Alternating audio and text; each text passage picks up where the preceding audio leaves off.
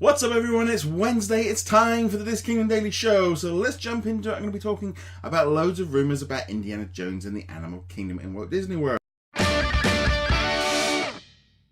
Okay, so let's kick things first off with all these rumours circulating around about Indiana Jones apparently replacing Dinoland in the Animal Kingdom. Now, this has been rumoured for some time and is very much need to be taken with a lot of pinches of salt, a lot of just like rumours and stuff, but the idea is that first off, Dinosaur will be replaced with the Indiana Jones adventure. This is what's a ride which is pretty much identical to the one over in Disneyland and to the one in Tokyo Disney Sea. The actual ride itself is identical. The only thing that is different is the sort of, the story and all the way that it's done. So it wouldn't be so much of a stretch to change it over, because the ride wouldn't need as much work because all the workings, it's just how it comes around. So that's one thing that's come in. The other big discussion is that the area which is just full of like fun fair stuff that you could just find down in your local fair or something like that, and Tri-Top Spin and also Primeval World, they would be taken away, and so would all the little horrible little things that you got to do. And the idea for this is that it would be replaced with some kind of experience similar to like what we see in Avatar, where it's all based around like South America. Now, this isn't going to be happening anytime soon. This could be a couple of years before it even starts work. This is very much kind of later end. They're probably going to want to see how the Indiana Jones movie that's coming out in 2020 will do, see if it's a new life in it. Obviously now Indiana Jones is fully owned by Disney, because since they brought Lucasfilm, Indiana Jones was included in that package. They haven't really done too much to it. Personally, I think this is a great idea. I think that Dinoland area is not really very good. Just anything that you can get, which, like I said, you could do in your local summer fair, doesn't seem to be worth the amount of thing. Also, they need to kind of work on getting people back round a little bit easier, because ever since they've introduced all the nighttime stuff, it can get a little bit crowded around there.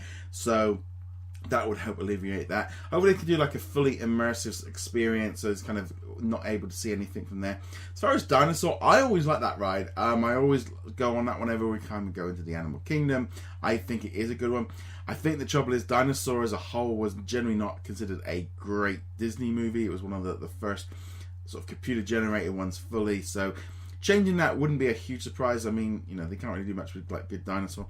The only thing that they might be able to also recommission is the Boneyard area. They can keep that as an archaeological site, and that kind of fits in with Indiana Jones. So therefore, it's not too much of a stretch, because you have two attractions there that they can retrofit to fit the theming, and then you've got a couple of like really kind of just bad rides that in general could be ripped out very easily.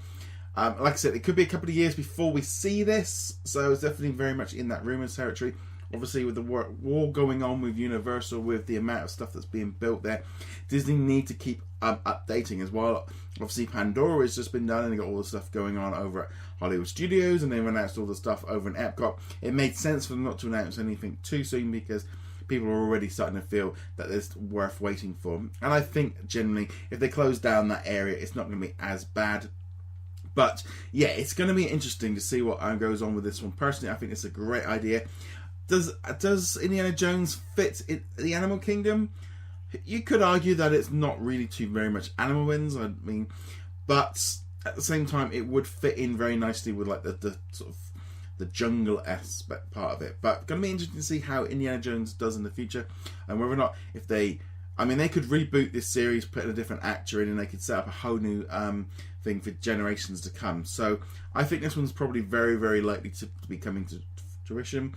And yeah, it just sounds great. But I'd love to know your thoughts. Let me know in the comments below.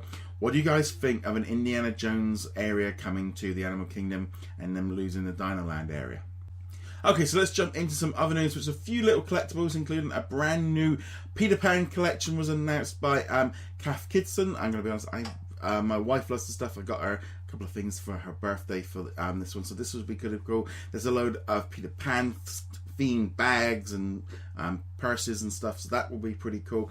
Also, Funko have announced some new figures, the second wave of the Princess Pops, so there's going to be loads of different ones there. So there will be you've got some pop keychains as well, featuring Mulan, Jasmine and Rapunzel and Cinderella. There's also going to be a new Mulan, new Merida, new Aurea, and there's going to be a chase version of her and a Jasmine. There's also going to be an exclusive glitter version of Oriana at BAM, and there's also, they even announced that there was going to be some new rock candy figures featuring Sally for Nightmare Before Christmas. Yeah, I think it looks pretty cool. I love the Merida one. I love that hair. I really do think that is a fantastic figure myself. I'm also now into a little bit of video game stuff.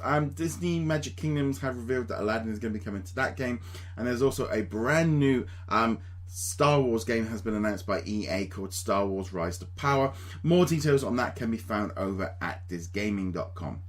Okay, time to share some of the great stuff I found on the internet. So first off, Honest Trailers have put up a fantastically funny trailer looking at Guardians of the Galaxy Volume 2. Really kind of taking the mick out of it. Definitely worth checking. You'll find the links to these 3 videos below.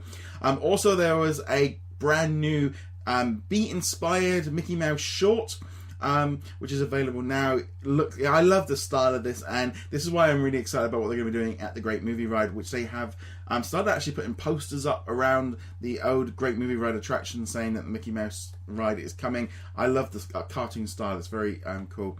And then finally there was a great video that of like an Epcot medley, but done on the piano, and there's some great songs in there from classic attractions and new ones, and you got Canada soaring. It's really good stuff. I'm not going to attempt to try to say what this one is called, because quite frankly, yeah, I don't want to butcher his name, but you'll find the link below. It is great. I love this kind of stuff. So if you've got any suggestions for any videos that you'd like me to see and maybe feature on this, let me know in the comments below. Well, there we go, guys. Thank you very much for watching.